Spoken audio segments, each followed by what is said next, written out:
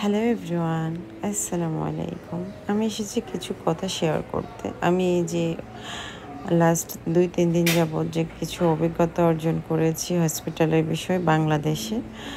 আপনারা জানেন আসলে আমাদের বাংলাদেশের চিকিৎসা ব্যবস্থা অনেক খারাপ, অনেক বেশি খারাপ। যে কারণে আমি দেশে চিকিৎসাটা করতে পারি নাই, আমি ভরসা পাই নাই। যাই হোক সেটা পুরনো কথা, আমি আবারও কোনো একটা ব্লগ নিয়ে আসবো সেটা নিয়ে। এখন হয়েছে কি আমার বড় মামা লাস্ট সপ্তাহখানেক ধরে ভালো অসুস্থ। ওনার বয়স ৭০ বৎসর। বাট উনি ভালোই মানে সুস্থ ছিলেন। লাস্ট কিছুদিন যাবৎ অনেক বেশি অসুস্থ হয়ে গেছে। কুমিল্লাতে তাকে বলেছে যে উনি বেশি সার্ভাইভ করবে না, কারণ ওনার ফুসফুসে খেয়ে ফেলছে, ক্যান্সার হয়েছে, লাভলা অনেক কিছু বলেছেন।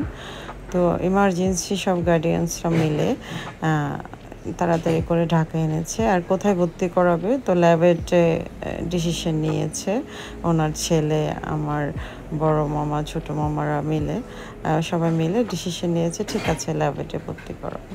ল্যাবেট সম্পর্কে তো আপনাদের সবাই অবগত, কারণ দীর্ঘ অনেক বছর যাবৎ ল্যাবেটের অনেক কীর্তি কাহিনী বের হয়েছে, ধামাচাপা দেওয়া হয়েছে। যাই হোক আমি এটা ল্যাবেটের ভিডিও না, এটা এই যে ভিডিওটা দেখছেন এটা বক্ষবিধি হসপিটাল। যাই হোক এটাতে আমি পরে আসতেছি, আমি কথাগুলো শেয়ার করি। তো আমার মামাকে ভর্তি করানো হয়েছে আইসিইউতে, নিয়ে অক্সিজেন দেওয়া হচ্ছে। ওনার প্রবলেম শুধু শ্বাসকষ্ট ছিল। তো চেষ্টা করো এখানে এমন হয় যে একজন পেশেন্টকে একজন গার্ডিয়ানস দেখতে পারে না। আমি গিয়েছিলাম, ছোট বোন গিয়েছে, ওনার রিলেটিভরা এসেছে, মামার বেন, আরও অনেক আমার মা খালারা মামারা আসছিল, ওনাদেরকেও ঢুকতে দেয় না। তো অনেক সিস্টেম, অনেক রুলস রেগুলেশন ল্যাবেটে জানেন।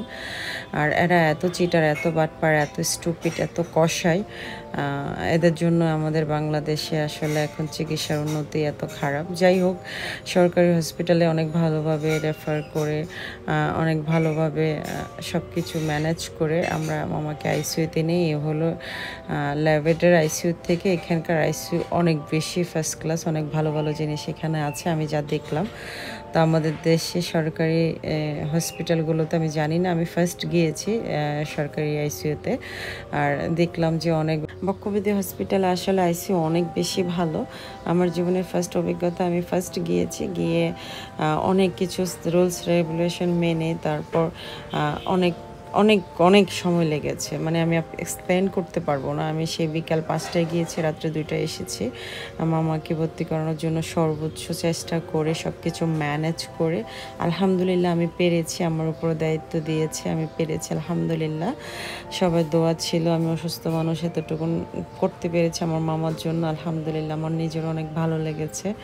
যাই হোক মামাকে সর্বোচ্চ ফাইনালি ওইখান কসাইদের কাছ থেকে বের করে এনে ওইখানে বিলটিল শেষ কমপ্লিট করে দেখেন আমাদের এই আইসিইউতে ভর্তি করানো হয়েছে, বক্ষবিধি আইসিইউতে। আর দেখেন এখানকার আইসিইউ কত ভালো, কত সুন্দর, সব ধরনের ভালো ভালো জিনিসপত্র, হাইপো থেকে শুরু করে অক্সিজেন, হাইপো সব ধরনের ব্যবস্থা আছে। এই যে আমার মামা, ওনার বয়স ৭০ বছর। তো যাই হোক আলহামদুলিল্লাহ উনি খুব ভালোভাবে বলছে যে আমি অনেক ভালো লাগছে, আমি অনেক বেটার ফিল করতেছি।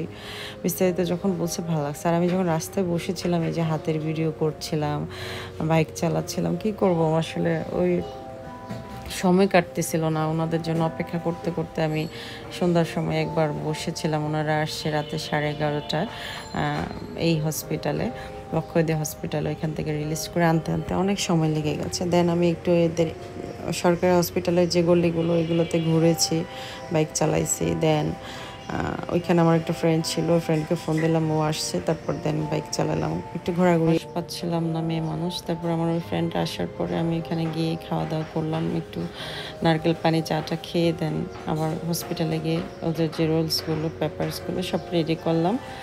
দেন যাই হোক ভর্তি টর্তি করানোর পরে সবাই আসলে আমরা গার্ডিয়ানসরা অনেক বেশি হ্যাপি, গার্ডিয়ানসদের মামাদের সব আন্টিরা সবাই অনেক বেশি হ্যাপি ছিল। একটা কথা বলবো, সেটা হলো আমাদের দেশে যে এই চিকিৎসা ব্যবস্থা হচ্ছে দিনের পর দিন, আমাদের বাংলাদেশিদের কি হবে জানি না। তো সবাই জায়গা থেকে সবাইকে প্রতিবাদ করতে হবে, চাইপা যাওয়া যাবে না, অ্যাভয়েড করা যাবে না, কারণ এভাবে হচ্ছে না, এভাবে হওয়া উচিত না। সবাই ভালো থাকবেন। আসসালামু আলাইকুম, আল্লাহ হাফিজ।